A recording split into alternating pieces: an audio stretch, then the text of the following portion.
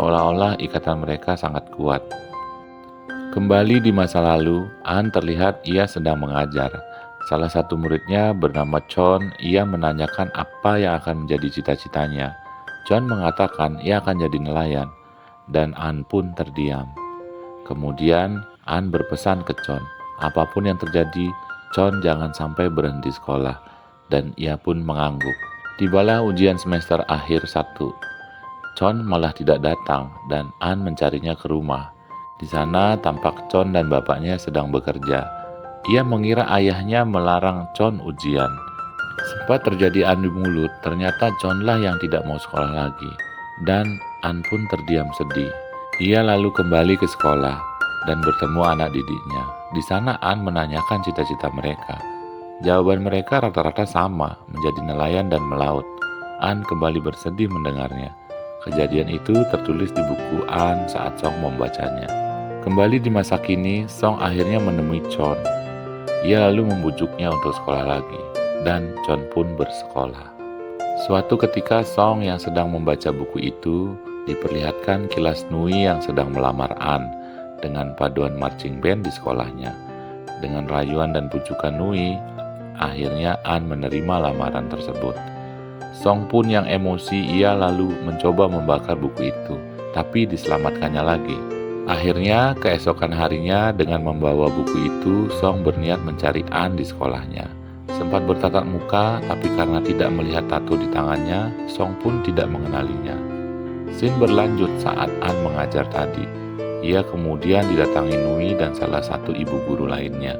Di sana, ibu guru itu protes dengan cara mengajar An. Sempat terjadi adu mulut di antara mereka.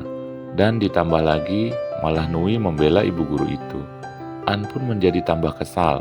Pembicaraan pun lanjut antara An dan Nui. An mengatakan bahwa ia merasa tak cocok di sekolah itu. Tapi setelah dibujuk oleh Nui, An pun berdamai dengan keadaan. Kini terlihat Song akhirnya menulis perasaannya yang hancur di buku tersebut. Diperlihatkan saat An mengajar di kelas. Kemudian datanglah seorang perempuan hamil. Terjadi percakapan di antara mereka. Setelah selesai mereka bicara, tiba-tiba An pun menangis. Ternyata wanita tersebut adalah selingkuhan dari Nui. Nui lalu menemui An, mencoba menjelaskan dan membujuk An. Tapi An yang sudah sakit hati, ia pun meninggalkan Nui. An lalu pergi menemui kepala sekolah itu lagi. Ia menawarkan diri untuk jadi guru di sekolah rumah kapal. Tanpa panjang lebar, ia pun diterima. Dan diketahui juga Song sudah mengundurkan diri dari sana. Diceritakan An ada di masa kini. Ia sedang berada di rumah kapal tersebut. Murid-murid yang baru datang merasa kaget melihat kehadiran An. Tak lama Pak Tua juga datang dengan membawa genset rusak. Ia mengatakan mekanik akan datang 2 minggu lagi untuk memperbaikinya. Lalu tiba-tiba Chon juga muncul membawa kardus. An bertanya ke Chon kenapa ia memutuskan sekolah lagi. Chon pun mengatakan Pak Songlah yang membujuknya. Dan An pun tersenyum. Nui yang ingin berbaikan sering mengirimi An surat, tapi dibiarkan begitu saja oleh An. Suatu pagi terlihat An sedang menulis di papan. Saat ia menaruh kapur tulis di atasnya, ia mendapati buku hariannya yang dulu dengan kondisi setengah terbakar. Kemudian ia membukanya. Di sana ia melihat tulisan Song. Song menulis betapa hancur hatinya mendengar An akan menikah. Song pun menceritakan semua yang ia lakukan selama di sekolah tersebut. Betapa ia merasa memiliki An lewat buku tersebut. Di hari raya pun ia melepaskan lampion untuk kebahagiaan An. Song juga bercerita betapa ia sangat tertolong selama ia mengajar di sana dengan buku panduan harian tersebut. Ia juga bercerita tentang anak-anak yang tidak pernah naik kereta api. Lalu ia menggeret sekolah itu dengan perahu menjadikannya sebuah kereta air. Anak-anak pun merasa sangat senang dan gembira. Hingga tiba saatnya ujian semester, semuanya lulus, kata Song, kecuali satu orang yang tak lain adalah Chon. Chon menangis dan memeluknya. Scene berlanjut, diperlihatkan Song bertemu kepala sekolah. Ia menyampaikan pengunduran diri dari sekolah kapal. Saat mau meninggalkan sekolah itu, sembari memegang buku harian, Song mengatakan bahwa ia merindukan An. Kemudian buku itu diletakkan. An hanya tersenyum selesai membacanya. Diperlihatkan scene An yang sedang bersama kepala sekolah. Ia sedang membicarakan nilai ujian semester anak didiknya. Kepala sekolah puas atas hasil mengajarnya An. An sembari bertanya, apakah kepala sekolah tahu tentang guru bernama Song? Ia pun menjawab, Song mengundurkan diri dan belum tahu kabarnya. Tapi ia masih menyimpan surat lamarannya dulu, dan ia pun menyerahkannya kepada An. Saat An membuka surat lamaran tersebut, ia pun tersenyum manis karena akhirnya ia mengetahui wajah dari Song. An akhirnya mencari keberadaannya. Ia mendatangi alamat di mana Song tinggal dulu. Dengan gugup, ia mencoba mengetuk. Kemudian muncullah seorang wanita. An sedikit lega karena yang muncul di belakang wanita tersebut bukanlah Song. Malamnya ia membaca buku itu lagi. Di sana ia mengetahui bahwa Song masih sendiri. Dari tulisannya yang berbunyi, aku kesepian juga. Song juga menulis kesulitannya tentang soal pecahan. Dari sana, An berhayal. Song minta bantuan kepadanya untuk memecahkan soal tersebut.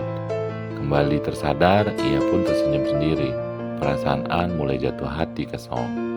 Di suatu pagi, An sedang memilih ikan untuk dibeli. Ia bertemu Pak Tua di sana.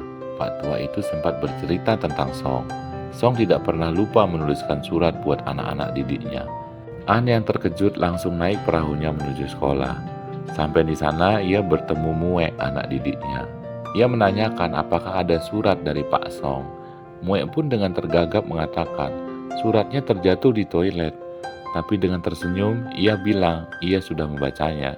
Akhirnya Mue menyampaikan Pak Song akan datang akhir musim liburan ini.